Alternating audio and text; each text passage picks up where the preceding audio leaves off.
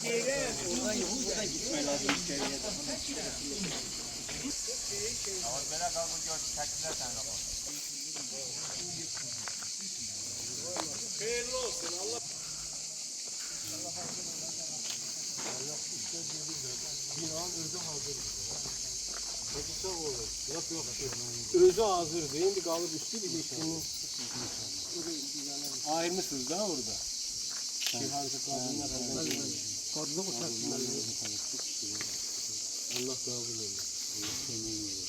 Bugün de öyle hesap ediyorum ki öyle sefer ayın iyi seçtiğim İmamın Peygamber sallallahu İmam Hasan'ın şehadete getirleri gündü, aziz gündü. Allah şehitlerimize rahmet eylesin.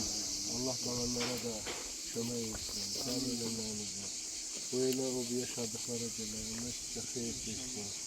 Çalışırız da insanlar da hiç kime demek olmaz sen bunu istemezdi. Kadındı. Ərazinin mühendisine tapşırdın ve gedib sən baxmalısan. O kadın öləcəklər deyil. Sən bilməlisən ki, sənin ərazində neçə qadın var, neçə kişi var kimsəsiz. Sən baş dəyməlisən, sən bilməlisən. O nə istəyəcək? Yoxsa odur düzü. Qaz çəkilməlidir.